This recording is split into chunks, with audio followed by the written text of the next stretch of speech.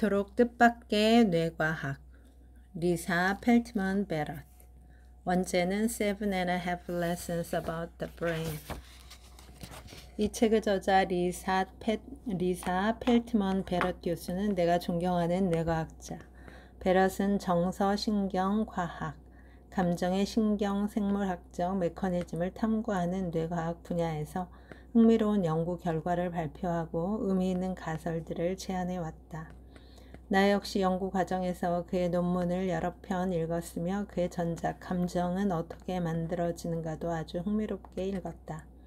베럿은 인간의 감정은 문화적 환경 속에서 후천적으로 학습되고 구성되는 생물학적 토대를 가진다는 획기적인 이론으로 주목받은 바 있다.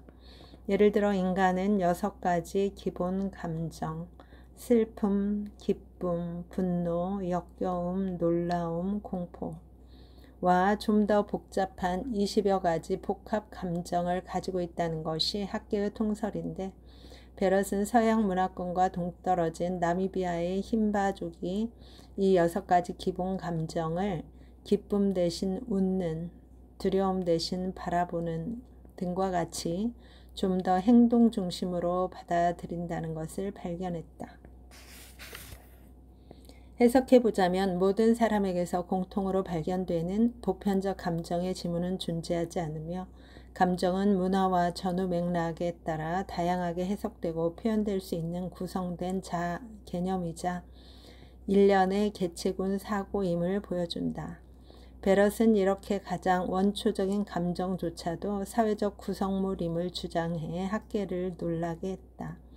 그런 그가 이번에는 마음먹고 일반인을 위한 뇌과학 강의에 나섰다. 원제가 뇌에 관한 7과 2분의 1번의 강의인 이 책은 한 번의 도입 강연과 7번의 본 강연을 통해 뇌과학의 고갱이를 맛보게 해준다. 앞으로 뇌과학을 공부하려는 청소년, 젊은이들에게 이 책을 읽어보라고 추천한다. 뇌과학을 전공하거나 연구하지 않더라도 뇌과학 입문서를 읽어두면 삶에 많은 도움이 될 것이라 믿어 의심치 않는다. 내가 이토록 뜻밖의 뇌과학을 추천하는 강력한 근거는 이 책이 가진 몇 가지 미덕에 있다. 우선 뇌과학의 최신 연구 성과들을 바탕으로 생명체에게 뇌가 왜 필요하며 우리는 어떻게 뇌라는 1.4kg의 기관을 갖게 되었는지 근본적으로 설명해 준다. 베럿에 따르면 우리 뇌는 생각하기 위한 이성기관이 아니며 사실은 에너지가 필요하기 전에 그 필요를 예측하고 가치 있는 움직임을 효율적으로 만들어내면서 생존을 위해 신체를 제어하는 역할, 곧 알로스타시스를 해내는 기관이다. 다시 말해 뇌는 신체 예산을 효율적으로 관리해 생존할 수 있게 해주는 기관이라는 얘기. 이것은 뇌의 기원을 탐구하는 학자들에게 매우 중요한, 매우 유용한 가설 중 하나이며 최근 들어 더욱 지지를 얻고 있다.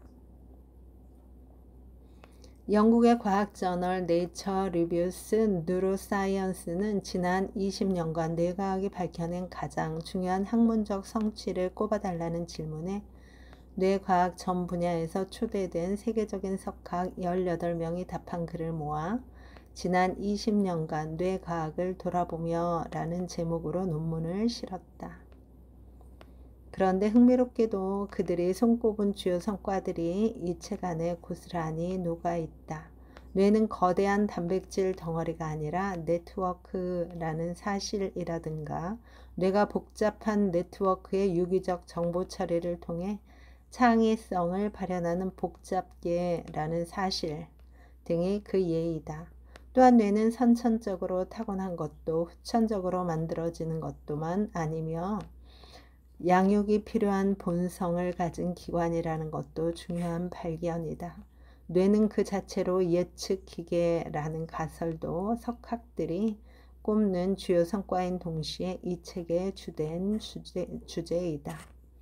한마디로 21세기 뇌과학의 정수가 이 책 안에 고스란히 담겨 있다. 무엇보다 이 책의 가장 큰 미덕은 나를 이해하는 데 크게 도움을 준다는 데 있다. 이 책의 미덕 중 내가 각별히 좋아하는 점은 뇌에 대한 여러 오해를 풀어준다는 것. 한 예로 흔히 삼위일체의 뇌라고 부르는 가설이 왜 허구적인 신화에 불과한가를 조목조목 따져 밝혀내는 대목. 우리 뇌가 파충류의 뇌, 포유류의 뇌, 인간의 뇌 등 세 층으로 이루어져 있다는 삼위일체의 뇌 가설은 아주 오랫동안 사람들 사이에서 회자되어 왔다. 특히 천문학자 칼 세이건이 자신의 저서 에덴의 용에 이 개념을 소개하면서 일반 대중들에게도 널리 알려져 있지만 사실 다양하게 생긴 동물의 뇌는 모두 공통된 뇌 제조 계획하에 만들어진 것이다.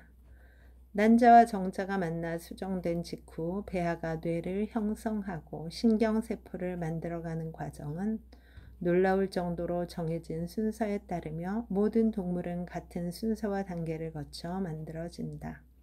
다만 종별로 각 단계에 머무는 시간이 달라 서로 다른 특징을 가진 뇌가 형성되는 것.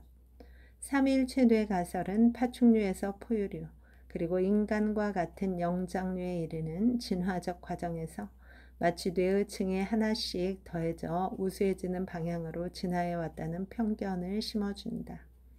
인간이 인간인 이유는 우리만의 거대한 대뇌 피질을 가져서가 아니라 보편적 원리에 따라 만들어진 뇌 구조가 전체적으로 다른 방식으로 작동하기 때문. 우리 뇌 안에는 파충류의 본성이나 포유류의 본성을 담당하는 원시뇌는 없다는 사실을 이제 많은 독자가 상식으로 받아들이면 좋겠다.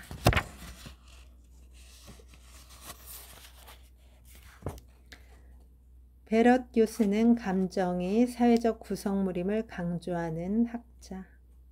개인의 감정 경험이 개인의 행동들을 통해 능동적으로 구성되며 우리 스스로를 능동적인 감정 설계자로 규정. 이런 감정 경험들이 모이고 사람들 사이의 집단 지향성을 통해 사회적 실제로서 현실이 창조된다. 우리가 감정을 주고받으면서 서로에게 영향을 끼치는 사회적 동물임을 자각할 때 우리는 비로소 감정의 주체로서 미래를 새롭게 창조할 수 있다고 그는 믿는다. 그래서 그는 지각과 경험을 바탕으로 끊임없이 다음 상황을 예측하고 반응하는 뇌의 메커니즘을 강조한다. 이 책을 다 읽을 즈음 독자들은 깨달을 것이다. 뇌는 우리가 살아가는 모든 순간에 쉼없이 작동하고 있음을, 그리고 그것을 고마워하게 된다. 복잡하면서 체계를 가진 네트워크로서 뇌는 끊임없이 다음 상황을 예측하고 다른 뇌와 상호작용하며 여러 가지 마음을 만들어내고 통합하면서 내 몸을 조정하고 세계를 인식하게 해주는 동시에 현실을 창조해낸다. 그 덕분에 우리는 모두 같은 세상에 살지만 다른 방식으로 세상을 인지하며 감각 경험들은 새로운 미래를 인식하고 창조하는데 중요한 밑거름이 된다. 이를 통해 우리는 타인의 마음을 받아들일 자세를 가다듬고 다양성을 포용하는 열린 태도로 삶을 살아갈 채비를 갖춘다.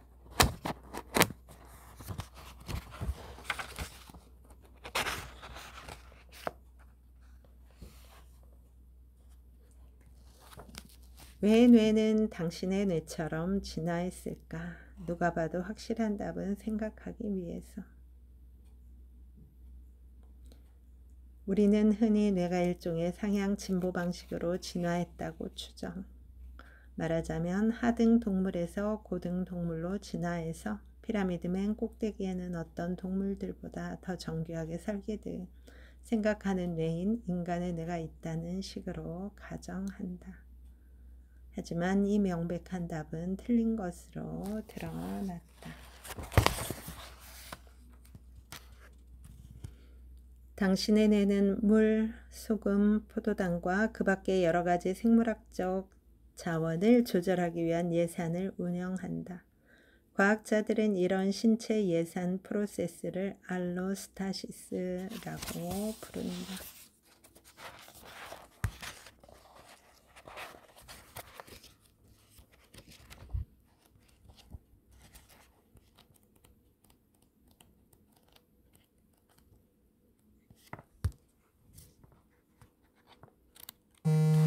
여러분, 오늘도 좋은 날입니다. 오늘 하루 잘 살아내느라 수고 많았습니다. 힘내세요. 다음에 또 만나요. 감사합니다.